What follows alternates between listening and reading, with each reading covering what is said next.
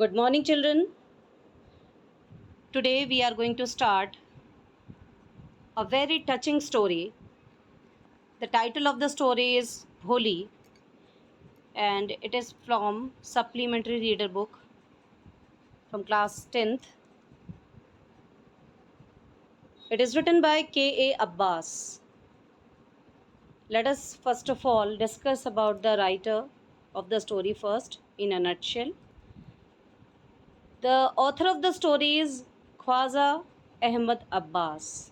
He was born on 7 June 1914 in Panipat, Punjab, British India time. He died on 1st June 1987 when he was 72 years old. His occupation was film director. He also worked as a screenwriter, novelist, journalist, columnist, and he was very active during the period of from 1935 to 1987. So the story that he has written, Bholi, is very touching story.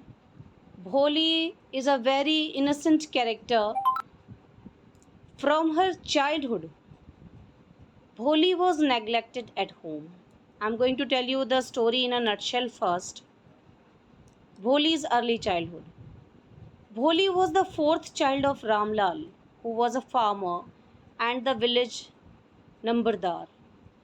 She was born fair and pretty and was named Sulekha. However, she encountered small mishaps early in her life. When she was just 10 months old, she fell off the cot, which damaged a part of her brain. And when she was 2 years old, she suffered from smallpox. As her brain was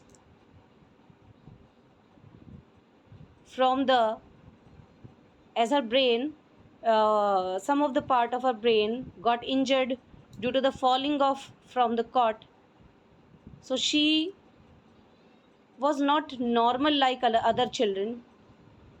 She was named Bholi because she was very simple, and Bholi, you all might be knowing, it means simple. And the smallpox she suffered left black pox marks on her face. Bholi started talking at the age of 5, and she started stammering also. Everybody used to ridicule her. She was the youngest child of 7 children of her parents, 3 sons and 4 daughters. All the children, apart from Bholi, were healthy and strong. Bholi's sister were pretty, but Bholi was considered a dull and ugly child because she had poke marks. That's why smallpox marks. That's why she was ugly, and she used to learn everything very slowly. That's why she was dull, known as dull. Now, when Bholi turned 7, a primary school for girls in their village was opened. The Tehsildar of the village had come for the opening ceremony. He urged Ramlal to set an example for the village by sending his girls to the school. And when Ramlal discussed this matter with his wife, she strongly hated this idea because in those days it was very difficult and it was not considered good to send the children, especially the girls, to school. But Ramlal could not afford to express all these problems in front of Tehsildar, so he decided to send Bholi to school as she was ugly and there was slightest change of her getting married anyways. Now, the next day, Ramlal grabbed Bholi by her hand and took her to the school. Bholi thought that her father was going to sell her, the same way their cow Lakshmi was sold. Ramlal told his wife to get Bholi dressed in neat clothes and to tidy her, as he did not want anybody at the school to form a bad impression about their social position.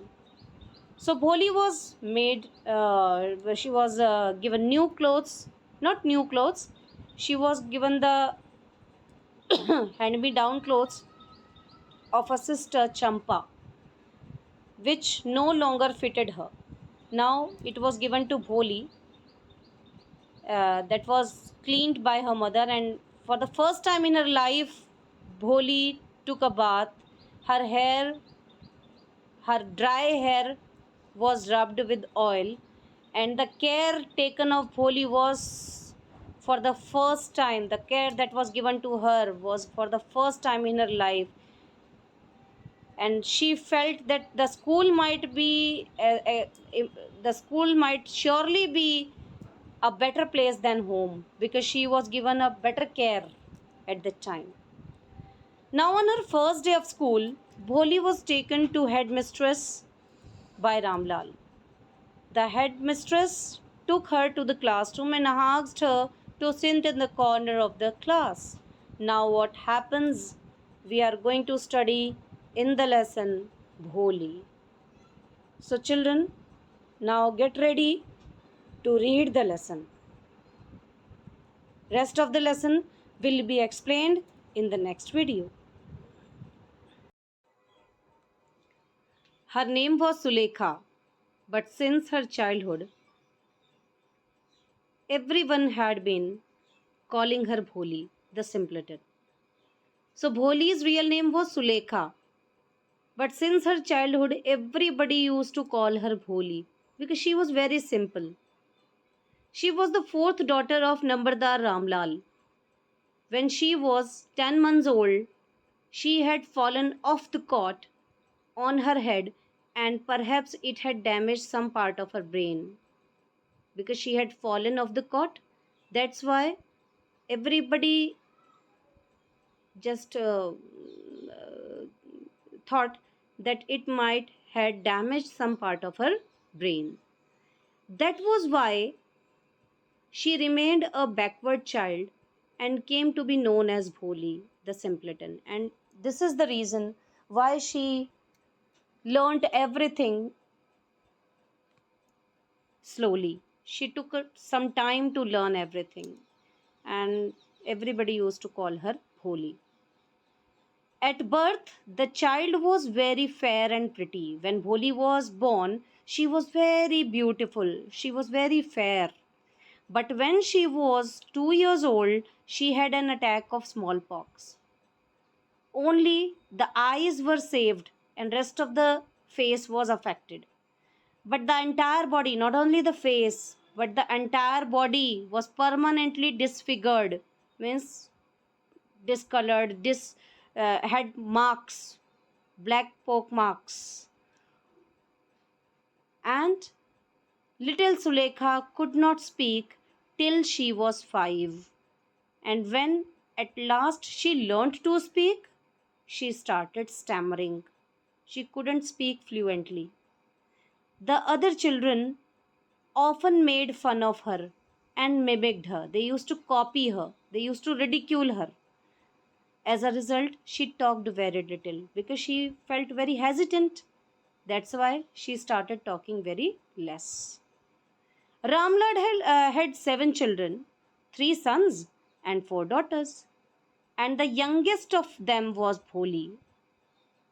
It was a prosperous, wealthy farmer's household, and there was plenty to eat and drink.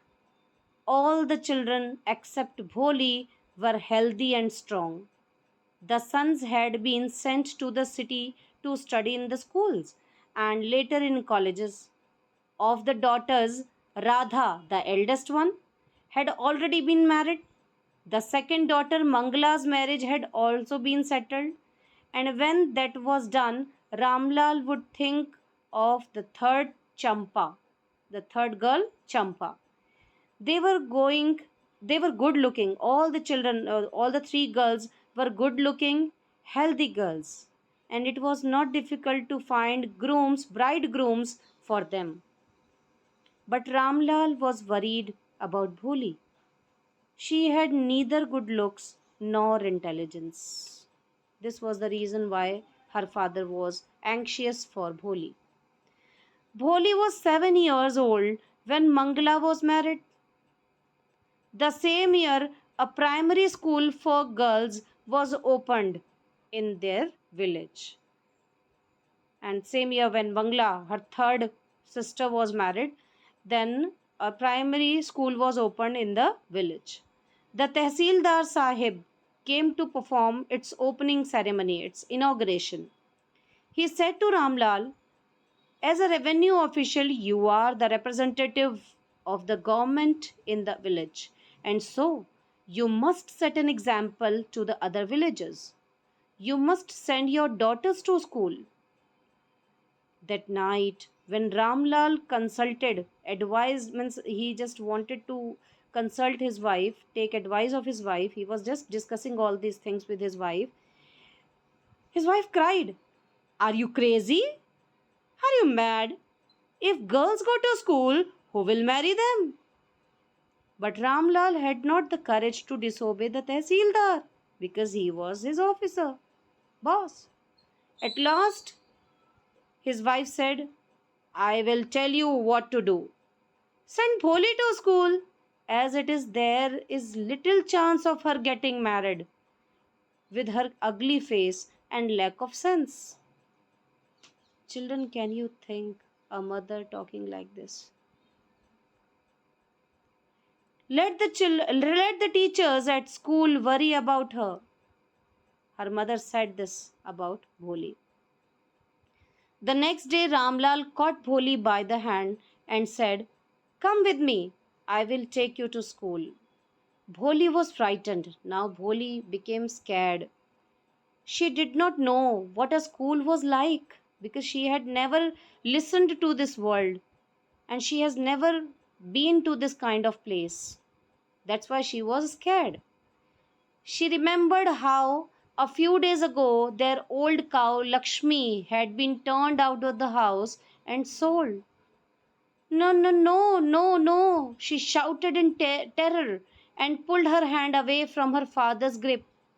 Because same way her Lakshmi was taken out of the house and sent somewhere else. What is the matter with you, you fool? Shouted Ramlal. I am only taking you to school. When he told his wife, let her wear some decent clothes today, or else what will the teachers and other schoolgirls think of us when they will see her? So please change her clothes. New clothes had never been made for Bholi. The old dresses of her sisters were passed on to her. No one cared to mend, means to repair if they were torn off, or wash her clothes. But today she was lucky to receive a clean dress which had shrunk after many washings and no longer fitted Champa. She was even bathed, and oil was rubbed into her dry and matted hair, rough hair, dry hair.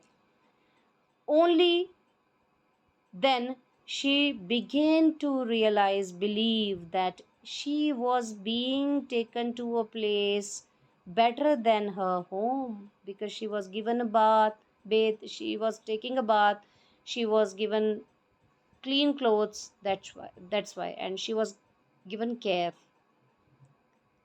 When they reached the school, the children were already in their classrooms. Ramlal handed over his daughter to the headmistress. Left alone, the poor girl looked about her with fear laden eyes. There were several rooms, so many rooms were there, and in each room, girls like her were sitting on mats, reading from books, or writing on slates. The headmistress asked Bholi to sit down in a corner in one of the classrooms. Bholi did not know what exactly a school was like and what happened there. But she was happy to find so many girls almost of her own age present there, and she hoped that one of these girls might become her friend. The lady teacher who was in the class was saying something to girls, but Bholi could understand nothing. She looked at the pictures on the wall. The colors attracted her. The horse was brown, just like the horse on which the Tehsildar had come to visit their village. The goat was black, like the goat of their neighbor. The parrot was green, like the parrots she had seen in her mango orchard. And the cow was just like their Lakshmi. And suddenly, Bholi noticed that the teacher was standing by her side and smiling at her. What's your name, little one? Bho. She could stammer no further than that. Now, Bholi was unable to tell her name fluently. Then she began to cry, and tears flowed from her eyes in a helpless flood. And she started crying a lot. She kept her head down and she sat in her corner, not daring to look up at the girls who she knew were still laughing at her. Same phobia she had. When the bell rang, all the girls scurried out of the classroom, means came out of the classroom and ran. But Bholi dared not leave her corner. She was not venturous enough. Her head still lowered. She kept on sobbing. She was still crying. Bholi, the teacher's voice was so soft and soothing, relaxing. In all her life, she had never been called like that. It touched her heart. Get up, said the teacher. It was not a command. It was not uh, an order, but just a friendly suggestion. Bholi, got up. Now tell me your name. Sweat broke out over her whole body. Now Bholi was sweating. Would her stammering tongue again disgrace her? When she was just thinking that will she again have to face insult due to her stammering habit? For the sake of this kind woman, however, she decided to make an effort. She had such a soothing voice. She would not laugh at her. Bholi was sure. Bha bha bho bho, she began to stammer. Well done, the teacher encouraged her. Come on now, the full name. Bha bha bho Bholi. At last she was able to say it and felt relieved, relaxed, as if it was a great achievement. Well done! The teacher patted her affectionately, means lot of love, and said, put the fear out of your heart, dear, and you will be able to speak like everyone else. Bholi looked up as if to ask, really? Yes, it will be very easy. You just come to school every day. Will you come? Bholi nodded when she said yes, bowing her, just nodding. No, say it aloud. You need not to just tell by bowing your head, you have to tell me. Yes. And Bholi herself was astonished. She was surprised that she had been able to say it. Didn't I tell you? Now take this book.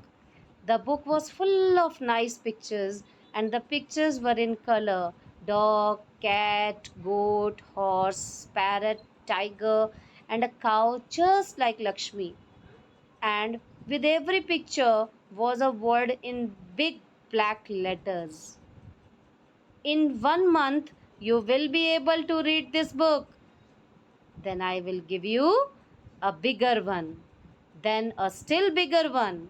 In time, you will be more learned than anyone else in the village.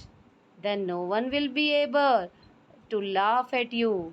People will listen to you with respect. and you will be able to speak without the slightest stammer. Understand?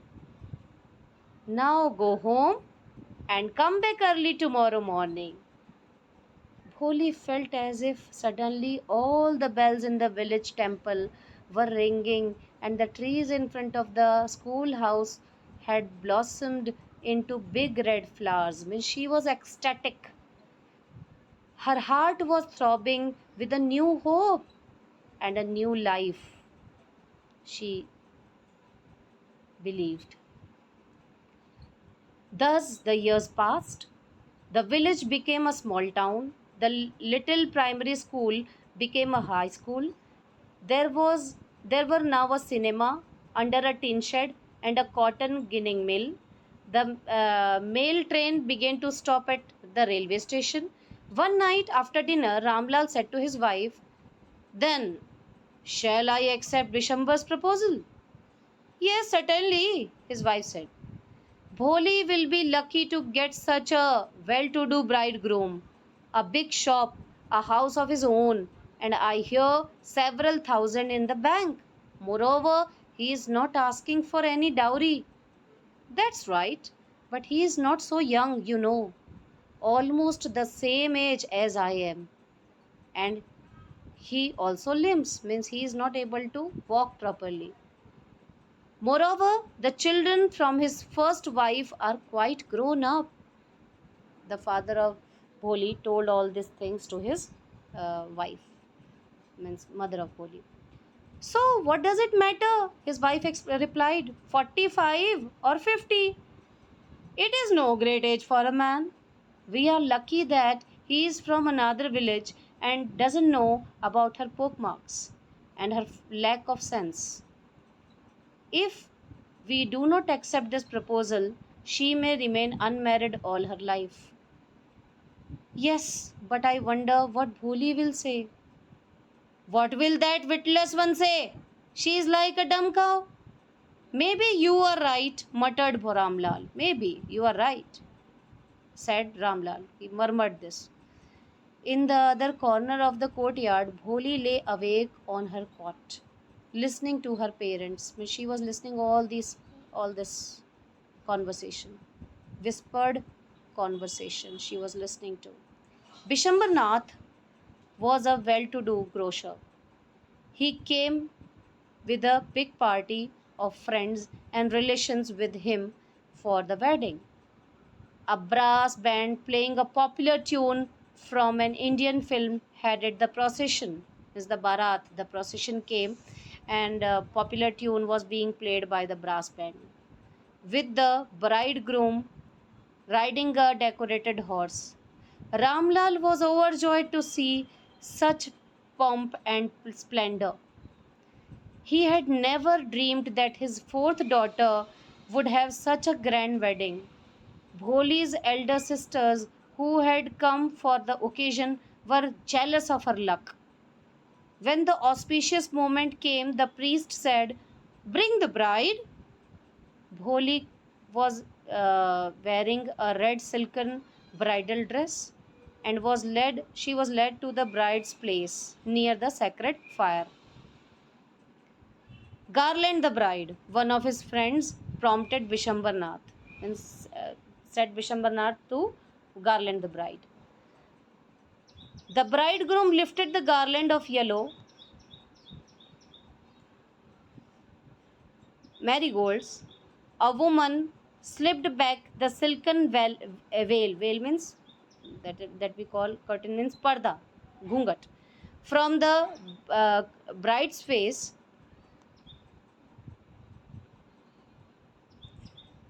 Bishambar took a quick glance, means he saw a glance of Bholi.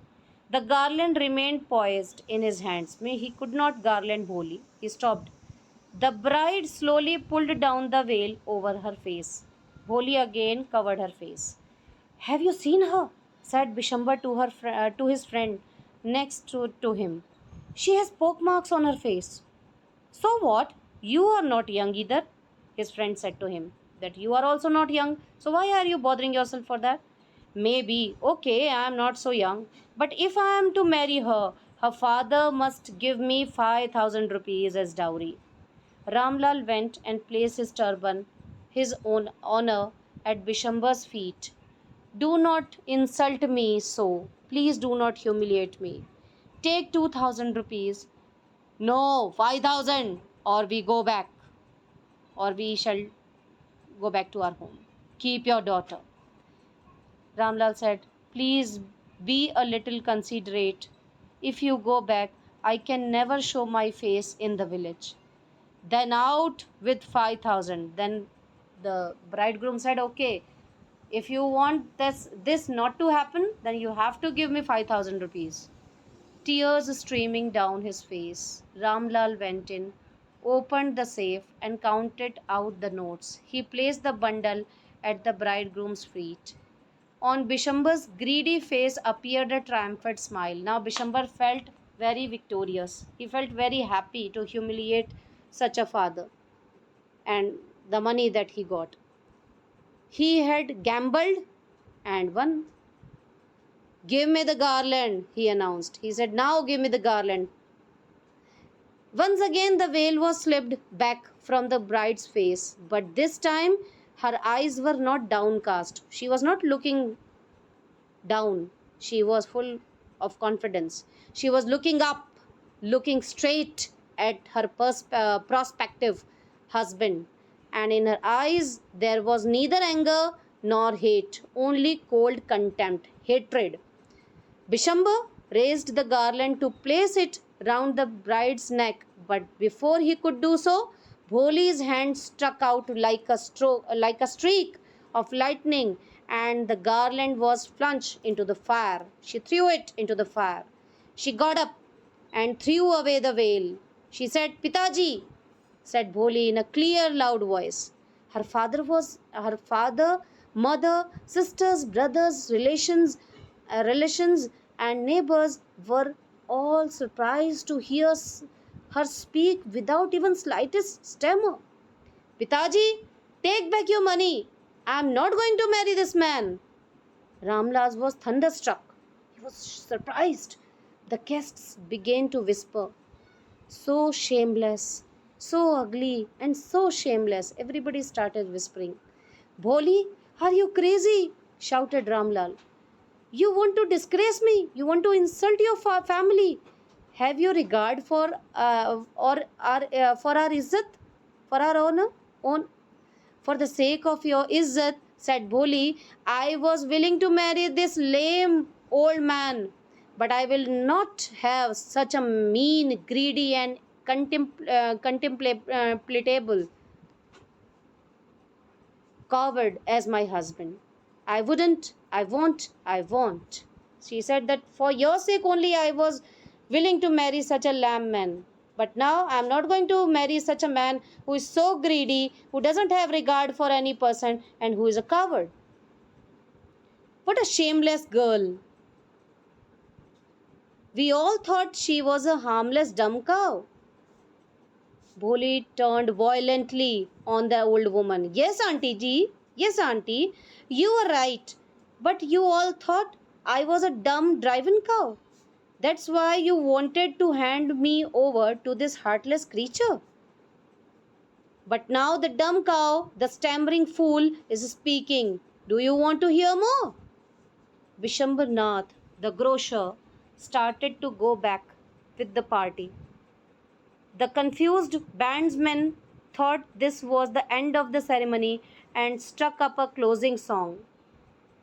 Ramlal stood rooted to the ground, his head bowed low with the weight of grief and shame. The flames of the sacred fire slowly died down. Everyone was gone. Ramlal turned to Bholi and said, But what about you? No one will ever marry you now. What shall we do with you? And Sulekha said in a voice that was calm and steady, Don't you worry, Pitaji. In your old age, I will serve you. And mother, I will teach in the same school where I learnt so much. Isn't that right, ma'am? Yes, Bholi, of course, she replied. And in her smiling eyes was the light of a deep satisfaction that an artist feels when contemplating the completion of her masterpiece. Means her teacher, whatever she wanted to teach her child, her pupil, the pupil had learned all those things. She had got the real education. She had got the courage. She had got all the strength that she needed to face such a problem. Thank you, students. I hope you all have understood the lesson. Please subscribe my channel and share it. Thank you.